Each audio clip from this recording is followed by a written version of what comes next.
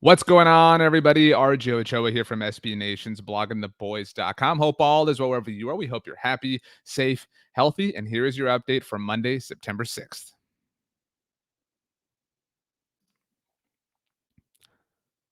It's game week for the Dallas Cowboys. Obviously, we've been waiting for this week all off season long. The Dallas Cowboys visiting the Tampa Bay Buccaneers, the reigning world champions, on Thursday. 3 days from now, we have a lot of things that we'll get to throughout the week. We'll have these updates for you every single day because we know that news is constantly happening in the world of America's team. Now, the Dallas Cowboys obviously are up against the world champions. That makes this game very difficult. We know the Buccaneers are bringing back all 22 starters along their offense, along their defense. We know their defense specifically is one of the best, if not the very best, in the National Football League. Obviously contained the Kansas City Chiefs and Patrick Mahomes 7 months ago in Super Bowl 55, a game that was played in the very building that this contest will take place in. And the Cowboys, we all believe, have an incredible offense, but that incredible offense is going to be down its best player when the Cowboys visit the Buccaneers on Thursday. Zack Martin, Dallas Cowboys right guard, it was announced on Sunday, tested positive for COVID-19 and therefore will miss this game. It's not an if situation. It is a certainty. Zack Martin will not be playing for the Dallas Cowboys on Thursday. Connor McGovern will, in fact, start at right guard for Dallas. Now, the Dallas Morning News reported that Martin first experienced flu-like symptoms and loss of taste. He tested positive for COVID-19 on Saturday. So the Dallas Cowboys now in a virtual format, which the biggest news here is obviously that Zack Martin is not going to play against the Buccaneers, but it should also be noted that being in a virtual format as you prepare for a game like this is not exactly the easiest way to get things going as an NFL team.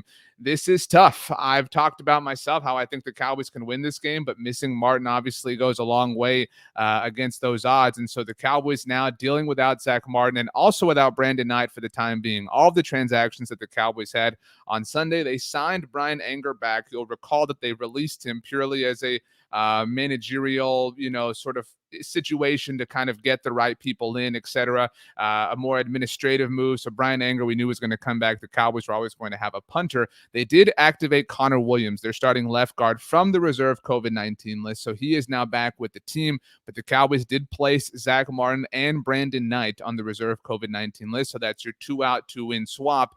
Brandon Knight deemed a close contact to Zack Martin, which is why he is on the list. He could still wind up playing on Thursday, so time will tell. But the right side of the Dallas Cowboys offensive line clearly in flux because Zack Martin is out, and we've obviously been dealing with questions about Lyle Collins, although while we're all feeling negative about the Cowboys offensive line situation with Zack Martin now out, there is a bit of positivity, or rather was a bit of positivity on Sunday as Lyle Collins did return to practice. This is something that frankly has had a lot of people losing some sleep at night. Lyle Collins has had a stinger issue twice over the last couple of weeks now, and so we've all been sort of holding our breath as to whether or not he was going to be ready himself for this game, and it does seem like things are tracking in a positive direction. Now, the fact that Brandon Knight is out is another, cause for concern, given that he is at the very least another option to play right tackle, although the Cowboys obviously have Ty Nsekhe and Terrence Steele if things do come to that. But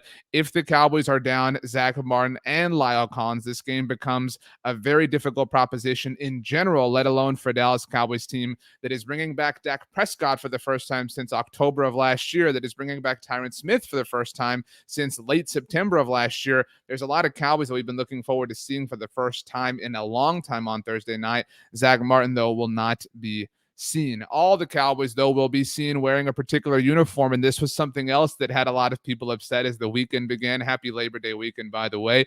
The Dallas Cowboys will, in fact, be wearing their Navy jerseys when they visit the Buccaneers on Thursday. There are a lot of Cowboys fans who believe these jerseys to be cursed, who believe them to be bad luck.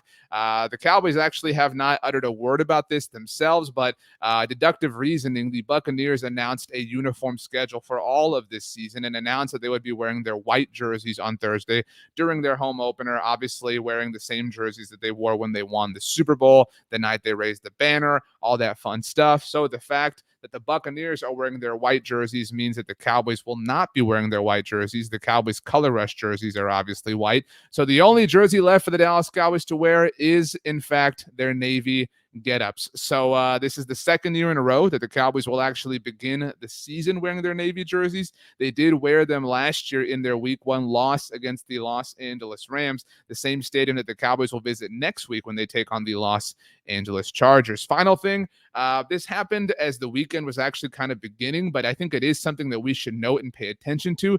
Tyron Smith met with the media last Thursday and revealed something very interesting. He noted that he is no longer wearing what he called the cowboy neck roll. If you've watched Tyron Smith for some time, you have seen this as a part of his own personal uniform and personal getup.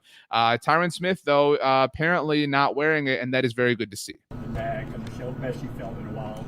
Is this the best now you felt going into the season, maybe since? Yeah, it's been a while since I felt this good. I don't know if you guys saw, but I usually have the huge cowboy neck roll on. I finally took that off. It's just the neck's feeling normal now. So yeah. How does it feel? Did you celebrate that? Huh? Did you celebrate? It felt good to feel like a little free. So. Did you keep it? Huh? Keep no, you could throw that thing away. I don't want no memories of that thing. How long have you been wearing that? How many years straight? I'll say about 4 years. The thick one, yeah. Now, Tyron said that he has been wearing it for about 4 years.